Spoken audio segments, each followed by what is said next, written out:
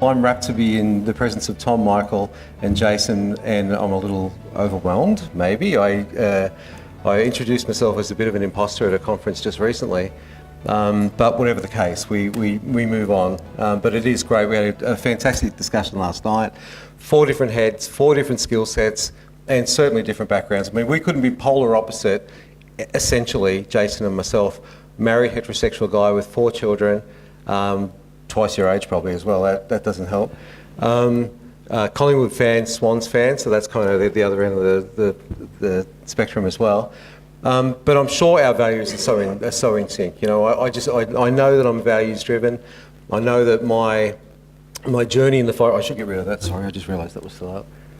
I know that my journey in the fire brigade has been less about my professional development and my career pathways and even a focus on operational stuff. I mean, I'm still an operational firefighter, but for the first 18 years, I was that. I was on the back of the truck going to calls and whatnot. A couple of years in New South Wales, and the rest of it here at the MFB. We do suffer a bit of an identity crisis, John. It's the Metropolitan Fire Brigade, not the Melbourne Fire Brigade. But that's not your fault. That's our fault, I assure you. So an opportunity arose around the same time that my father died from Alzheimer's in 2005 and the planets aligned, and I realised that, if I could, I just remembered the slide again. Just have a look at this. We'll come back to this slide at the end of the presentation. I'm sure some may have seen it before, maybe not. It was actually given to me by a colleague at Ambulance Victoria, who, incidentally, is that same teacher of yours that we were speaking about last night, Jason. I forgot all about this. Miss Crop, who taught you at where? Yeah, gave me this, and we'll come back to it later, as I said. Just have a look at it, see what you think of it, make some comments on it afterwards. I normally talk the legs off it, but I won't now. I'll have to resist it. So the operational stuff. An opportunity arose where I could actually jump into an off-shift work or a day work role and at that age and at that stage, I was ready not to do night shifts anymore. So the opportunity arose for me to jump into a multicultural Indigenous liaison position, and I thought that was exactly what I wanted to do at that point in time, because as much as I could have, we do our 30 years, I could have done another 15 years sort of contemplating life outside of the fire service. The skill sets would have stayed the same pretty much, unless I opted for promotional pathways. But I went lateral, and I went into a social justice or an alternative, a diversity and inclusion, as it turns out, pathways. And I haven't looked back, because at the moment, the organisations, to be fair to CFA and MFB, and I can't speak on behalf of both of them except the fact that I work for one of them, but what I will say is that it's come to a point in time, and there is a lot of political byplay, a lot of angst and animosity out there, but it's come to a point in time where they recognise that fairness and inclusion, or diversity and inclusion, or whatever you want to call it, is a must. And it's not an option now. It's not necessarily just a nice to do. I think it's a must do for our cultures to actually survive and thrive. We're 128 years old, and people will say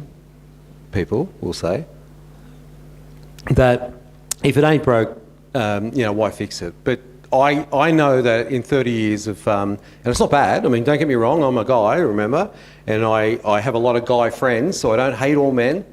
I'm not going to refer to myself as a feminist at all, but my interest in this comes from a few experiences over the duration. Certainly not learned or experiences I felt growing up, because I absolutely count my blessings that I grew up in a family in Western Sydney rather. That was exceptional. When I look back at it, it was incredible. And I was a really close, great friend with my father as well. My mum's still alive. I'm still very close to her. She saw the light and moved to Melbourne a few years ago, but never ever experienced violence. So this is where the imposter thing sort of comes in. I've got no experience at all in domestic abuse or domestic violence. I saw loving relationships in our extended families as well. We've known no adversity at all, except, say, for the death of my father at a relatively young age of 69. But ultimately, I've been really fortunate in my upbringing. My journey into the fire brigade wasn't because I wanted to perpetrate some of the photos that are coming up now that I know I just hinted at one. But it was pretty much because we had really good annual leave, and I was explaining this to Tom earlier. Really good annual leave, really good time off. This is in New South Wales. Same when I came down here, it didn't change, and it's pretty much the same universally, worldwide. The conditions, particularly in Australia and in Victoria particularly, thanks to the good work of our union and the organisation, we have great occupational health and safety. We've got great safety standards. I took it as a challenge because I thought I was a sports person. I was single when I joined the brigade as well, and it was a bit of a boys' club, and I sort of half embraced that. I went through education system as a all-male student as well, all-male school as a student. So I thought it was tailor-made for me. It was competitive. Everyone knows it's competitive to get in. New South Wales, there was 2 lots of 3,500, I think, sitting for a statewide exams at one stage. That was back in the late 80s. In Victoria, it was no less challenging as well. But I had to reapply and start all over again. It was only 2 years in New South Wales, and the rest was down here. But what I realised when I was doing it is that it absolutely was a boys' club. I mean, in 1988, we've had female firefighters since '88. I'm not sure about CFA. It's probably the same. It's around the late '80s. I know New South Wales. There was a female firefighter in there when I went to my first station, and it dawned on me pretty early on in the career that it's an absolute boys' club. Not saying it's bad, just saying that's what it was. The reality is that it was male dominated. It was absolutely white male dominated, Anglo male dominated. Everyone did. We discussed this last night as well, Michael. That the discussions around the mess room table was all about, in Victoria particularly, sport, football and sport. In New South Wales, it was more about real estate and where you're from, and if you're from the Shire or the North Shore or from the Western Suburbs. So I lost every day of the week being from the Western Suburbs. So different cultures, essentially, but the job was the job. But the thing that was overwhelmingly glaring to me was the fact that it was a male-dominated. I knew that before I joined. Male-dominated white job, but I was happy to be there. That changed over the duration a little bit because it was an occurrence in I think it was 1994 in Victoria, where we had a little bit of downtime. We don't get much downtime. We're pretty flat chat all the time, aren't we, colleagues in the fire brigade? But we had a bit of downtime one day, and as you do on a Sunday, I bought a video in, and the video I bought in was Once Were Warriors. Is everyone or anyone familiar with Once Were Warriors? And that was that was almost the pathways. It was the prelude to me actually becoming interested in and involved in the prevention of gendered violence, watching that movie. It wasn't necessarily what I saw in the movie. It was the reaction of my colleagues as they watched it in a semi-darkened room, all men in there, relaxing, watching a video and collectively peeing themselves laughing at the most violent scenes in the movie. And you say things that are politically correct. You dark humour, black humour, whatever you want to call it, reigns supreme. It's a bit of a coping mechanism in the emergency management sector or emergency services. But this was a movie. This was the middle of a day on a Sunday, and there were overtly violent scenes in the movie. You know what I'm talking about. And the collective laughter, to me, was illustrative of the fact that there was no emotional intelligence in the room. They didn't know how to feel emotional about something. A scene that was, you know, if you've seen it, is very confronting. So I took it home. I hired it actually, and I took it home. And I asked my wife if she'd watch it as well and tell me if I was missing something, knowing I wasn't. And she was howling all the way, through those scenes. And it is it had a profound impact on me. That movie, it did, and I still rate it as something as a big influencer in how I feel about this subject matter now. I knew that I was on the ball. I knew that it was, so provocative that it should evoke emotions that I was feeling and she was feeling, and that anyone else that had emotional intelligence would feel as well. So it put my friendships, dare I say, in a bit of a different light. Still friends, still mates with those colleagues that were there, but it made me question what it is in an occupation like that, that's male-dominated with a bit of credibility, the fire services are well regarded through our communities, and how something like that can conjure it was uncomfortable laughter, basically, based on the fact that they didn't know how to express another emotion. And it wasn't just that day, it went on. Believe it or not, I had an egg distribution business at the time as my CAS work, my second job, and the scene was about cooking eggs, if you remember the movie, in the kitchen. So the whole cook me eggs woman thing came up every day that I brought eggs into work for a number of years after that. So it was done in jest, it was a bit of a joke, but whatever the case, it sort of resonated, the fact that they were remembering back at that violent scene. Not knowing much about hypermasculinity or masculinity even, knowing that I'm a man, I was never an alpha male or anything like that, I was never top of the tree. I was a competitor, I wasn't a battler or anything, I had height on my side. I had, eventually in the fire brigade, I had a job that was laudable and was widely sought after. But I started questioning, values around men's attitudes towards women and men's attitudes towards violence as well, particularly gendered violence. The journey continued when I met Jane Ashton, and I know Neil's here, and Neil knows her well, and Susie. A lot of people do who are in the prevention of violence sector, because Jane's a high-profile person, based nothing more than the fact that her identical twin sister was murdered by her husband. I think it was 2004, Neil? 2004-5. So the conversation with Jane, my son and Jane's daughter were going out with each other at that stage. And this is where I wouldn't go so far to say that it was an epiphany, but she said to me, have you ever thought about getting involved in a campaign to eliminate violence against women? And I didn't really know what she meant at first, because I hadn't really contemplated it before, because I had never done violence. I've still never punched anyone, and I've never been punched. I've never been in a fight. I can argue, we get heated, we have emotions, but I didn't do violence, and I didn't hang around people that actually did violence either. So it was a bit of a foreign concept what she was talking about. Certainly knew the story of her sister at the end of that conversation. So we went into the story of what happened to Julie, and Jane said to me at the end of it, do you realise how you, in a uniform that has some cachet out there in the community, what sort of effect you can have as a man in a uniform of credibility when we start talking about attitudinal change or culture change and so forth. And it started to tweak a little bit. I knew what she meant. I mean, we're I won't go so far to say that we're iconised or whatever, but we are held up in good regard. When the planets align and it's a good environment out there, people love the fireys. And she was intimating that. So I went along with it. She, conscripted me pretty soon into the White Ribbon campaign. So since 2008, I've been an ambassador, working pretty, they get blood from me when they do, and Neil knows the same as that. But I enjoy what I do because I think I have the values and the skill sets to be able to talk about this with confidence, based on the fact that I'm a white male.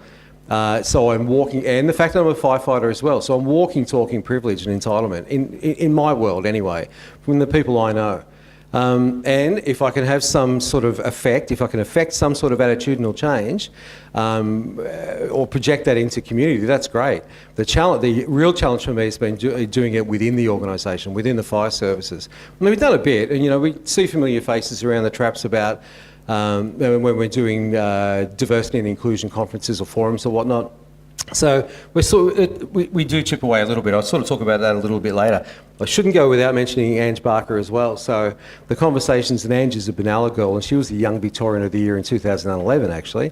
And Ange had a profound effect on me as well, and I've had her and Ian and Helen, her parents, to Eastern Hill, the MFB headquarters, to talk about her story a few times now. And so I can't deny that stuff. It actually pokes a stick at my values whenever I hear stories like that. And once again, I've never known adversity, really, at all. I've been absolutely, I won't say blessed, but I've been really lucky, so can I say.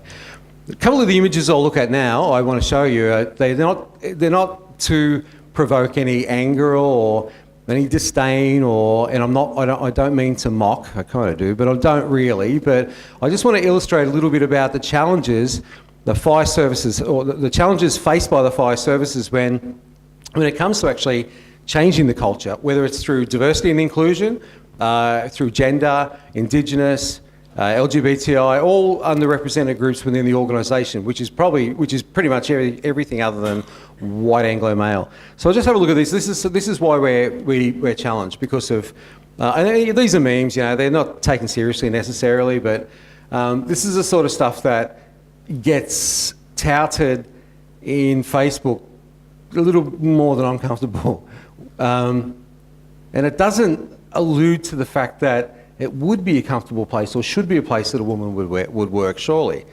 And this, mind you, I didn't have to go very far to find these images as well. I can't remember what I Googled, or maybe, I can't remember what I Googled, not 100% sure. There's a couple of slides later and I know what I Googled then, but the fireman's prayer, for what it's worth, I mean, the last line there, my children and my wife, so that's excluding the fact that a woman would ever be a firefighter in any sense of the word. That's been modified. It is now a firefighter's prayer, and they do mention life instead of wife. But this prayer itself, in different forms, different guises, I've seen that used in my workplace to actually indicate to a female firefighter that she's not welcome, because this is the prayer, you're not part of it, so take your bags and go. Believe it or not. Not all the time, occasionally. So, romanticise the notion of the masculine, hyper-masculine firefighter reign supreme. This is cool. I wouldn't mind getting some of these. First in, last out. And once again, this doesn't resonate with Australian fire services. We're different to American or Northern Hemisphere, American fire services, say. But that whole first in, last out thing. Well, yeah, leave no man behind and all that sort of stuff. I think I might have gone too many. Yeah, that one I like. That's reality. That's not reality. I've been in fire service for 30 years. That's not reality. That doesn't happen. That hasn't happened. Would your favourite sports hero politicians do this to find your kids in the house? No, and nor would I as a fiery. I mean, that just defies sort of sense. I'm not sure if he's going in or coming in or coming out. Anyway, that's their reality, ain't mine. Some men. So it's all. The language is used fairly intentionally on these things as well. Don't want to see the world burn. Just the men don't want to see it burn, or just some of the men don't want to see the world burn. This is another, and once again, the fact that it's Americanised, it tends to bring faith in a little bit. One of my favourite slides is coming up here now. You'll love it, Bally. Wait for it. There it is. That's an OH&S thing. You've got to have two on the branch. There's a fair bit of pressure coming out there. My response to that, why you turn around saying, how come I haven't seen you cleaning the toilets back at the station, mate? Because he just lobs when there's a job. Jesus as a firefighter. That's fantastic. Now, the 2 pages I looked at here was, I think I put into Google Christian firefighting. It's a Christian firefighter. I can't remember now. I'm not that great, am I? But Christian firefighter. This is what came up. So mainly symbols, and it's got there's and once again, I'm not being derogatory towards religion. I'm just saying that these are the sorts of things out there that okay, if you were to put into the search engine female firefighters, you're going to get calendar shots everywhere. So it'll be scantily sports bras and so forth. So. This is the first one I put in, which was Christian firefighters, and it came up with a lot of branding like that. What I thought I'd try is put in Muslim firefighters and see what came up then. And funnily enough, there's more female representation there. And that's the first page. There's more female representation there than there was on the other. I think I put down Firefighters for Christ once, and I brought up those images of Jesus. And then I put in Firefighters for Allah. And it brought up the photo of, I think it was the first photo. So it's interesting, isn't it, that people diss faith, and I may be one of them, but people wouldn't consider that if you were to search for a Muslim firefighter, you would get, considering, views of faith about oppression and so forth, that you would see female firefighters in images like this. I just thought it was interesting. These sort of photos you see every summer when there's a big event. This is moving away from the that hyper man-only meme sort of photo thing that we saw there before. But this is more community ownership sort of centric, where we've all seen the photo. Obviously, I Googled idiot on the roof wearing shorts during a bushfire, and that's what came up. And I think there may be, there was another one as well. And there's a message that goes with that. And I think there was a copyright infringement I've just broken there as well, but that's okay. That's the same sort of thing. So invariably, when you see these photos of someone on a roof doing what we would tell them not to do, it happens to be a guy. And it happens to be because they're either protecting their assets or their property, or I remember a story once where I was talking to, a colleague, and he was telling me a story about two neighbours, next door neighbours that it was, and they're both standing there, and in the interview afterwards, the conversation they had afterwards, one of them said to him, well, I wasn't going to go unless he was going to go. I'm staying here until he goes, because if I go, I'm going to look weak because he stays. So, and that's the sort of, that mentality is the sort of stuff that, the GAD dealt with, and we'll have a look at that in a sec. So, to me, it's telling about a little bit about male psyche, a little bit about emergencies, and a little bit about, danger as well. I don't know what to make of these photos. These are the Tasmanian fires from a few years ago. I've got issues with them, and I'm not sure if people agree. Now, the story, no one says we retreated from the fire in a really casual way, do they? They don't say, oh no, it was roaring. They describe the sound, they describe the ferocity, and they describe the panic, and they describe the speed in which it travelled. This thing here, when these grandparents took their kids down to that jetty, I'm not sure what, someone will know, but to this jetty on a dam or a river, I think it's a dam, for safety, the grandfather had the time to actually get into the water and say to the kids, now we're going to take a photo, just hang on. That looks pretty hot behind, so that's not too far away. So instead of throwing the kids in the water or getting the kids in the water, he decided that he would take photos of the children before he got them in. Is there something wrong with that or not? I'm not 100% sure. It made headlines. It was featured and shown in all the papers at the time. Now I'm just thinking, and finally, he still got his phone and he took a photo of them in safety. So that's where you expect them to be at the first photo, or one photo, safe in the water, albeit not so safe anyway. So I would wonder what goes through, and I'm going to be a grandparent in December as well, just thought I'd put that out there, but I wonder what goes through a grandparent or a carer's mind when they're actually, when their thoughts should be, the survival of their children or their grandchildren in this case. Because that to me reeks of something not quite right. And another photo, the poor dog, I think the dog survived, not 100% sure. Now, so that was just a little pictorial evidence about,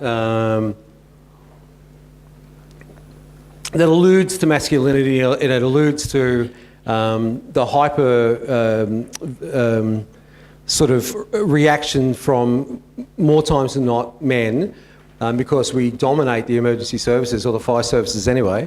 But the work that the GAD done, now I've got some notes here, Susie, because I don't want to get too much wrong here, but I know I might. Look, I was really honoured. Craig Lapsley, who's the Commissioner, the Emergency Services Commissioner, and Susie Reid over there behind the bar, we're co-chairs of this. And I'm not sure if Trisha's here. I saw a name tag. Is Trisha Hazelugger here? And Trisha was one of the foundation members as well of the task force. Now, mind you, I've been in the job for a few years, and when you are in recruits, they invariably say, anyone in this room can be chief one day. And I'm thinking, well, that's not bad. I'll just hang around. And actually, could you check my phone, Jason, and see if there's not a phone call there or a message? Because they might be asking me to be chief. No, I doubt it. But anyway, I didn't take that seriously. But I know, in the scheme of things, 30 years in, I'm a leading firefighter. You can be a leading firefighter 5 years into the fire service. So as far as, like I said before, my goal or my ambition wasn't driven by aspirations of promotion, and I subscribe to the chain of command, don't get me wrong, and we have some fantastic leaders in 3 services in Victoria, but my calling was a little different. So I was honoured to be roped into the Gender and Disaster Task Force. The task force was, and I've got to use that remote still, don't I? The task force was established between post Black Saturday, basically 2009, 2012. Deb Parkinson from Women's Health in the North, Women's Health Goulburn North East, and the late Claire Zara were the researchers who did all this work here. Rachel is obviously a close colleague, and I'm sure that anyone else that works at Women's Health know of Deb, and anyone that's in the women's health sector, and Claire particularly. Now, Claire lost her battle with cancer in 2015, but and the legacy that she's left, in my opinion, validates how I feel about the place of gender in the emergency management sector. I mean, people laugh about, when they first see that gender and disaster, gender's a disaster in emergency and all that sort of stuff, but, whatever the case. First Australian Research, so that's what they do. They interviewed, this is all evidence-based. All the stuff that came out of or that led into the task force, all the research was evidence-based, and a lot of it was through anecdote and interview. My interest in the task force was heightened by my interest in prevention of violence against women as well, because in 2008, so there were a couple of years, I was chairing a white ribbon committee out at Nillumbik during the fire, and we walked into the room, into the council chambers, in February, whatever date it was in February, and we sort of looked at each other. Jane Ashton was also part of that group, and some councillors and so forth, and they said, we're going to have some issues after this, because there's going to be, and I said, how? I mean, I think, it's a huge job, notwithstanding the fatalities within the fire itself, the event. They were talking about issues after the event to do with domestic violence and male suicide, male self-harm, the sort of stuff that the task force uncovered. What we know, so catastrophic nature and disasters have a trail of devastation not necessarily evident in the immediate aftermath. And what they're saying there is that that what exists prior to a major natural disaster or a major event is just going to be exacerbated afterwards. It's not going to go away. I mean, there'll be distractions and stuff like that, but the stresses, the way gender roles are socially constructed creates different risks for men and women during and after disasters. I suppose what I wanted to point out there was the months and years that follow. We said that immediately. Jane said that there's going to be some issues to do with violence after the event. That was immediately, and I was thinking, okay, so we'll wait and see what happens, and surely the services will cater for that. But they were intimating that we meant years after the event, when reconstruction was taking place, when during the recovery phase. Magnified community before a disaster, heightened in its wake. So the fear there was that it was going to be full on, that the issues pertaining to gender, pertaining to the effects on men and women and families post that event were going to be years in the making. That's how Deb and Claire went about their work. Women's voices about the violence was silenced. That's the thing that stands out to me there. And it was conditional upon the level of suffering men faced post-disaster. Once again, this is their report based on interviews and observations post the event. The consequence of men real or perceived failure. So the word failure comes up a lot. So the fact that the displays of hypermasculinity, violence and risk-taking in disaster aftermath. So if you operate with a hypermasculine sort of mindset prior to a natural disaster and you take that in and you fail, the aftermath is going to be, it's going to be dire. Absolutely. And that's what they found. So mental anguish, repressed, leading to shame, isolation, depression, anxiety and suicide. One of the standouts, and Rachel and I spoke about it yesterday, one of the standout presentations at the conferences, and she spoke at a conference again in April at the MCG, a Diversity and Disaster Conference, was by Sharon, who's a survivor, whose husband was, I think he was adult fiery, and she speaks candidly about how he changed post the event, and it's remarkable. You can actually access her presentation or her words and thoughts and emotions on the task force website, which will come up later. It really is moving. Male cultures in emergency services undermine the support on offer as men were reluctant to reveal it. Now, I can only say this, there might be people that this resonates with as well, but I think it's not necessarily a throwaway to say that men tend not to access help. That changes a bit, and in my mind, and from my experience, that's changed because of gender inclusion, because they're actually talking to their peers, they're talking to their female colleagues about issues that they've gone through, or whether it's a natural disaster, or whether it's marital problems, or whether it's problems with their children. They're actually opening up to their female colleagues because they just do, and previously, in my experience, they just didn't. Guys weren't. I mean, it's a little different now because when they're talking to their female colleagues, they feel more inclined to involve a friend in as well, a male colleague. So it's just changed. And it's changed on the back of gender inclusion. That doesn't resonate with everyone. It certainly doesn't resonate with me and some of the people I speak to about what it is to be a stoic fiery. Some of the resources that came out of the GAD pod.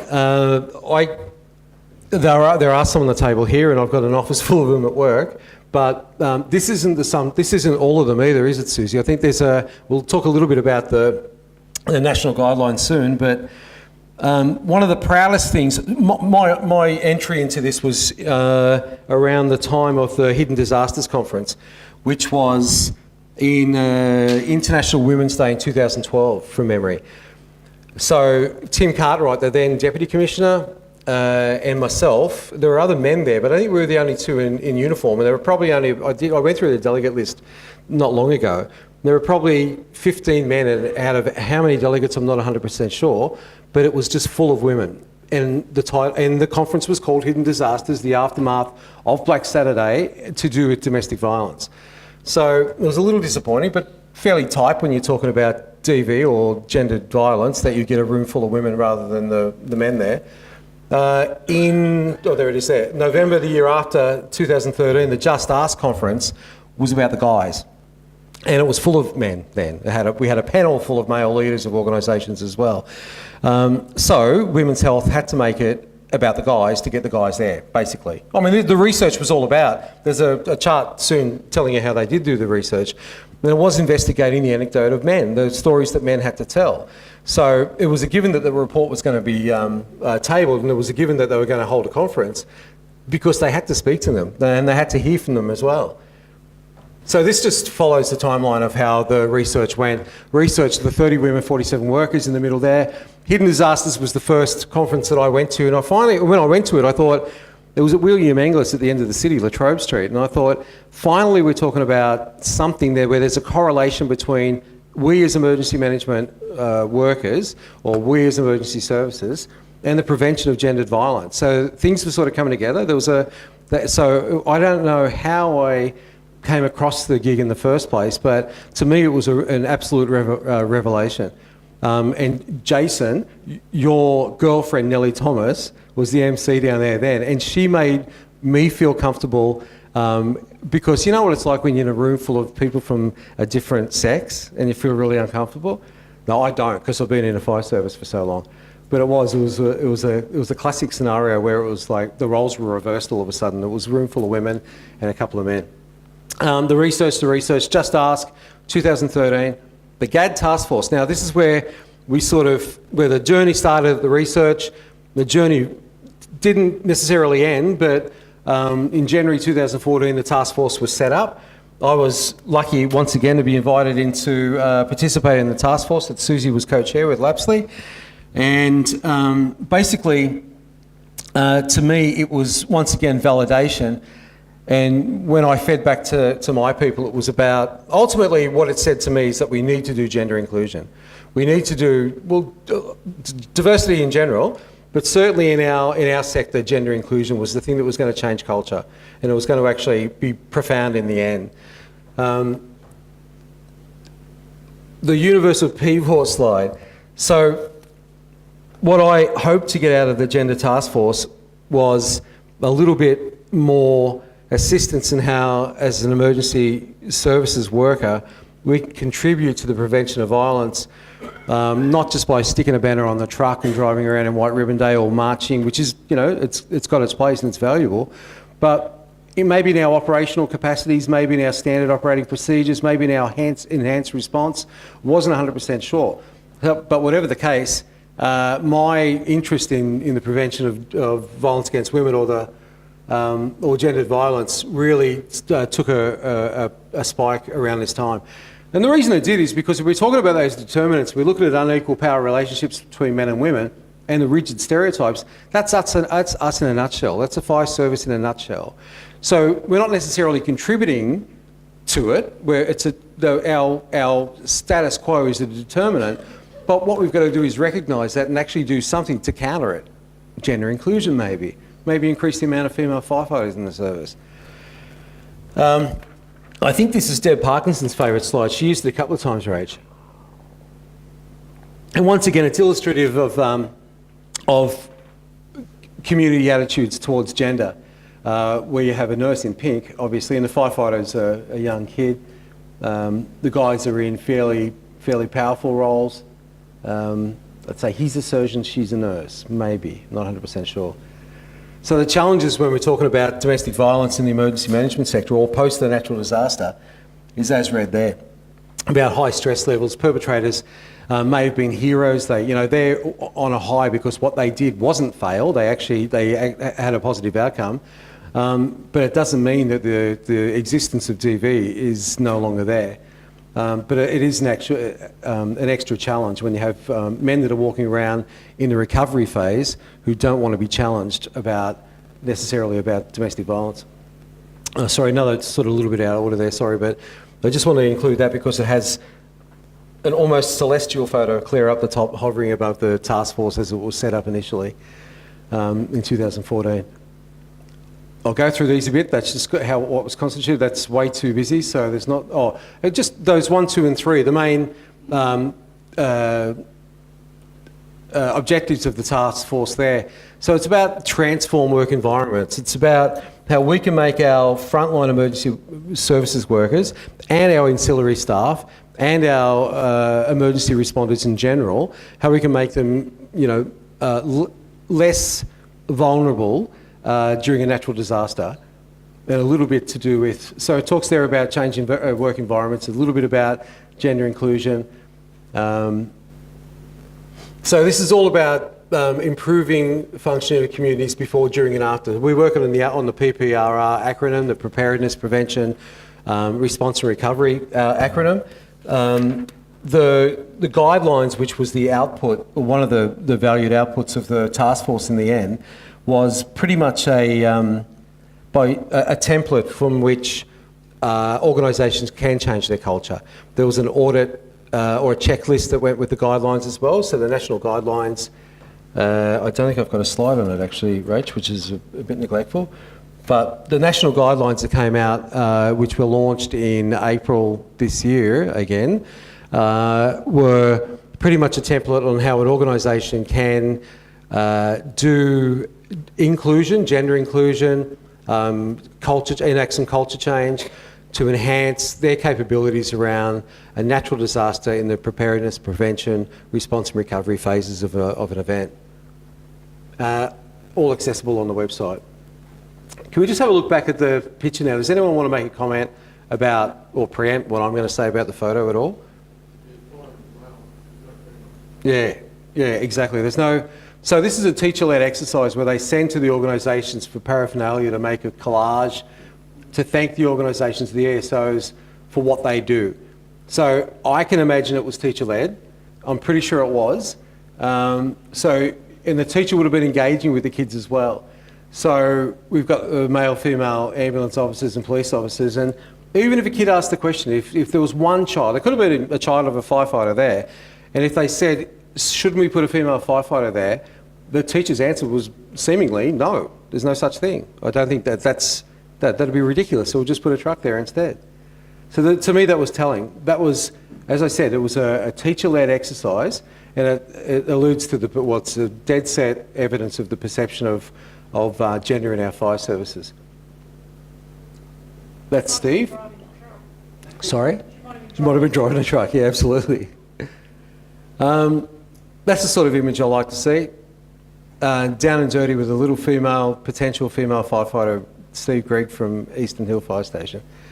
That's the sort of image I'd like, rather than those ones that are at the start, which are the hyper-masculine, sort of filthy, rotten, dirty work sort of stuff. If we can encourage our young women, our girls, to be to choose career pathways that aren't so rigid and aren't so stereotypical, well then I think that'll go a long way. Well, in my eyes, that'll go a long way to changing the culture of organisations like ours, like fire services particularly. We only have I won't say 4%, it's 3-point-something% of female operational firefighters in career firefighters, that is. The volunteer levels go up a lot more because, particularly in rural areas, because female rural areas have amazing capacity to volunteer. They do it, they actually do. The last slide here I just wanted to show was my involvement in a network, and it's my avenue to promote firefighting as a career pathways for young women, and we've had some opportunities with Victoria Women's Football League before it was taken over by the AFL. I'm pretty proud of my association with Women in Firefighting Australasia for a few years now. I started in 2000, we had our conference in 2010 in Yarra Valley because in the aftermath of the fire. Basically what it is, it says promote, support and network, and it's to actually afford female firefighters and anyone else that's a part of an emergency services organisation, or anyone that's really interested in emergency services anywhere, a safe forum and a safe place with a valued conference every 2 years to discuss things relevant to them in their either career pathways or issues that they're having at work. Definitely not an industrial body. We use the colours of suffrage there, if you hadn't already picked that up. I think that an organisation like this may get a tap on the shoulder when they make an undertaking that we need 400 more female firefighters over the next 2 years, which is what Labor government have said. I'm hoping that we can be relevant insofar that they come to us and say, what do we have to do to actually encourage more women into the fire service? And we've got a few answers. We know where the pitfalls are, we know where the successes are as well. But I consider partnerships to be really important as well.